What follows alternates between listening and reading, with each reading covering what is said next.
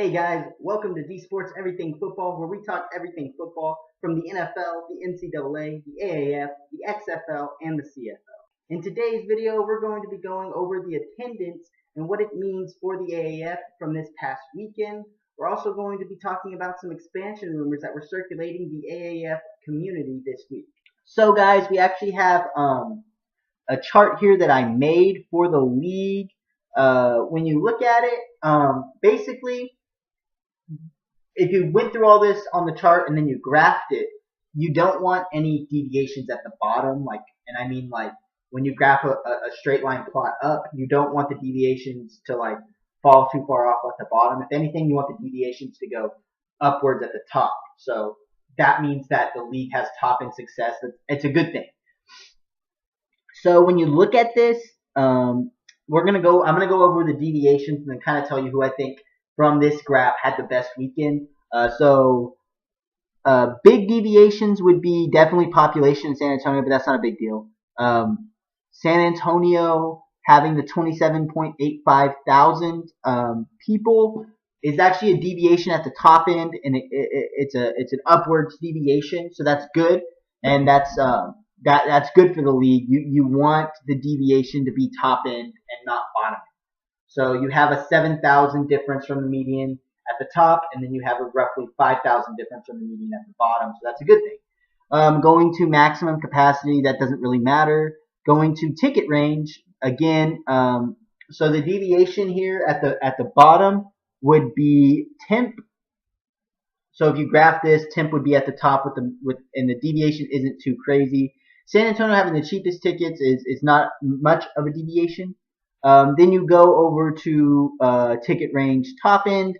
So the major deviation, all of them fall above the top end except for temp, and temp would be way below at less than half. So that's a strong deviation, and that's not a good thing.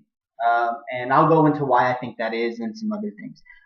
Going into the median price, that's just the difference between the splitting the exact middle difference between the ticket range bottom end and top end. San Antonio having the highest median price, and then you go over to the league average, and the only one that fell below the league average again was temp, and it was way below, almost less than half, so that's not a good thing. And then you go to median sales, the median being 2 million, and the only one that kind of deviates super far off that again is temp, and that's not a good thing. They're actually deviating low end a lot on this one, and high end on the ones you don't want to deviate high end on, which was the lowest ticket price. Then you go to stadium capacity, and actually the worst one would be Birmingham, and the stadium capacity was 35.25%. Birmingham was a whole 12% below that, actually a whole 11 point something percent below. And then the best was Orlando at a whole 10.42% above it. So that's good. There's no strong deviations away, and there's a small slight deviation with Birmingham at the bottom. That's not a big deal though. I mean, that's just how many tickets they sold. And then you can the bigger one would be comparing the attendance to the population of the city. The only one that doesn't really matter for is San Antonio. But a lot of these teams are hitting 8-9%. Or not 8-9%, but 6 to 8%, and that's actually a good percentage for an attendance rate. When you go through this and look at it, temp obviously had the worst weekend with a lot of deviations out towards the bottom, and then Orlando, surprisingly, I think had the best weekend, being the second best in some things, being the best in stadium capacity percentage. Selling a lot, and then the big thing, the reason that I think they had the most successful weekend is when you compare it to their population, they did perform so well. They probably performed so many percentages higher than San Antonio. Maybe, even you could say they probably performed up to 100% better than San Antonio when you compare it to population and their performance. I didn't make a performance percentage off of this just because I didn't want to do the work, honestly. The graph was getting long already, so I'm not a graphing or a chart guy. I'm not a math guy even, so math for me kind of kills me. But I think this is some strong stuff moving forward.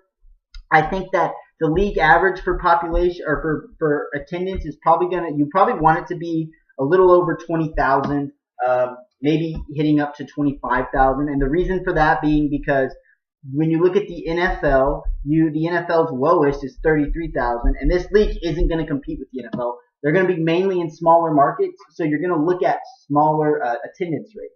I think now that people saw that the product was good and it's maybe not a waste of money, we're going to see some population spikes or some attendance spikes upwards for the next game. I hope so. Moving for 10th, though, the reason they had such a bad week is because they're sharing a market with the Arizona Cardinals. Football is very, very. The reason these other three elite teams did really good, in my opinion, is because they don't have. They're not in a competitive market with another football team at the moment, anyway. So you have all these other football teams that don't have competition in the pro league. So this is the city's pro team, and they're going to back them.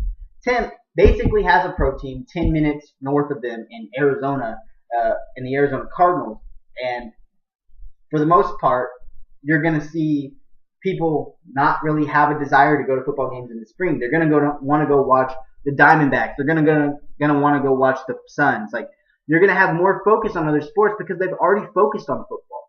So when you go into San Antonio and Orlando and Birmingham, they haven't had focus on other sports in a long time. So this is a big deal. I think this is a really good deal for the league. The only one that is maybe in some trouble is Temp. Like I said, and this all actually plays into the expansion that I'm going to talk about here in a minute. Moving on to the expansion part of the video, we're going to be talking about 3 teams that I think could be viable expansion options in each region, the West and the East. So we're talking about the West first. So the 3 cities that I have are Portland, Albuquerque, Oklahoma City / Tulsa. So we're going to go through each one.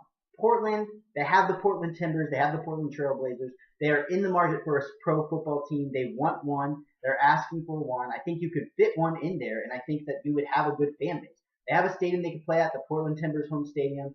So you have very viable options for football in Portland, whether it be stadium, the population, the market. So that's all very good. Moving forward, the next city I would have is Albuquerque.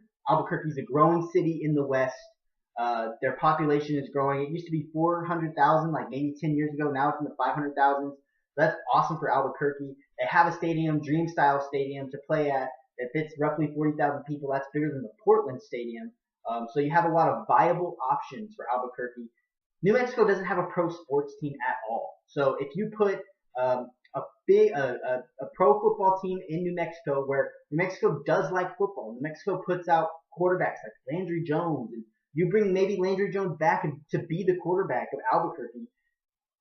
Those are big deals. Those are things that people can get behind, and they'll buy tickets in Albuquerque. And the biggest one, in my opinion, the one that they should target the most would be Oklahoma City or Tulsa. So Oklahoma City, they have done wonders in supporting the Oklahoma City Thunder. I think Oklahoma City is one of the only cities that has a diehard fan base in this area. Portland and Albuquerque would be great fan bases, but I think Oklahoma City would probably maybe be the best fan base in the Western Conference outside of San Antonio. Again, just they have a stadium, Memorial Stadium. I think they interviewed the mayor, and he said they didn't. Which Norman, Oklahoma is right outside of Oklahoma City. It's like a little bit south of it, I think. So you have the ability to play their home games there, kind of like Dallas plays their home games. And they don't play them in technically Dallas, but you have the ability to play your home games there. So you have all of these things that can add up for these 3 teams. But I'm actually going to move on to the East part. So East, I have 3 cities. I have Richmond, Louisville, and then a 3-city combo: Columbus, Canton, or Akron in Ohio. So Richmond, starting with them, this one's the toughest one for me to see. They have the smallest stadium with 22,000. And it's a soccer stadium. It's City Stadium, I think it's called. With a soccer stadium, you can kind of you maybe can put in some mobile seats to kind of make it have a larger capacity because the field is so wide. But I don't know if they'll do that. Virginia doesn't have a pro football team at all. The closest pro football team they have is Washington, D.C., which technically isn't Virginia, although have a huge fan base there. So if you give Virginia their own sports team, something that is Virginian, not Washington D.C., not Maryland, anything like that, I think that you'll have a huge fan base there. Not only a huge fan base, but you'll have a good following. You'll be able to sell tickets. People will come out to the games. Richmond's a bigger city, so you could actually have the ability to sell tickets and get people out to the games. Next, Louisville. Kentucky, again, is another place that doesn't have a pro football team. So when you're talking about pro football and things like that, Kentucky should be right up in there, especially with a team or a smaller scale operation like the AAF. It's not quite as market based as the NFL. Louisville's a good sized market. They don't have a pro sports team, so when you look at that, I think that not having a pro sports team really goes into their favor because it's a lot easier to sell tickets in an area that doesn't have any other tickets to sell as far as pro sports go. They don't have any crazy good football outside of Louisville but again, not crazy good. Good football, but not crazy good. So if you could put in a good AAF team there, I think that Louisville would be a great market. They have a stadium at Louisville University, so again, good market there. Followed by Columbus/Canton or Akron. Columbus being a big town, having Ohio Stadium, they have all the means to fit an AAF franchise. I think Ohio would be a good northern move to kind of pull in some more northern markets. If Columbus isn't the move, you can even go farther north with Canton or Akron. You could actually combine those two cities together, really. They're so close. I think they're like 29 minutes apart. But Canton and Akron, to me, would work because, Canton has the Hall of Fame Stadium, and then Akron has Akron University Stadium. So you have the option to sit people to get seats sold. If you go with the Hall of Fame Stadium, I think that would be super smart, super easy to market. The big reason being that, well, it's Hall of Fame Stadium. Who wouldn't want to play? Who wouldn't want to go watch football year round at the Hall of Fame Stadium? That'd be a huge deal, huge sell to the crowd. They could fit 23,000 people. You could sell out that stadium every home game. And I think that would be big for the AAF to have sold out games where you can go and have a televised game and see, wow, that's a packed stadium. That would be a huge deal.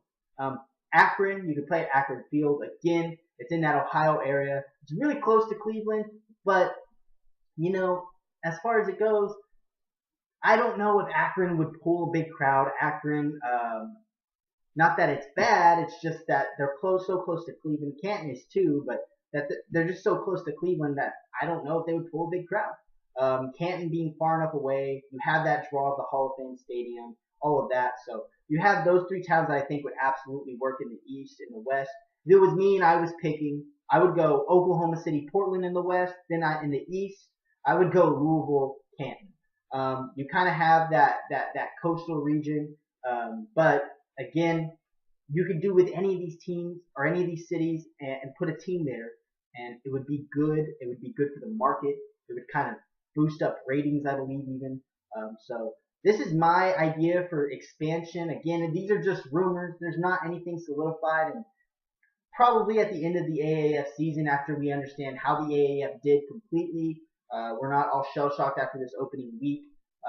We'll kind of understand how good the quality is overall and what it will be doing moving forward. Again, guys, thank you for clicking on the video. I do have a question before you guys head out. My question is, where do you think Nick Foles is going to land? Nick Foles is obviously not going to land with the Broncos now, but where do you think he's going to land? You probably have 5 good options, so comment down below. Tell me where he'll be landing. Thank you for clicking on the video. If you liked it, please leave a like. Please comment. Let me know how I'm doing. And then again, guys, I'm out.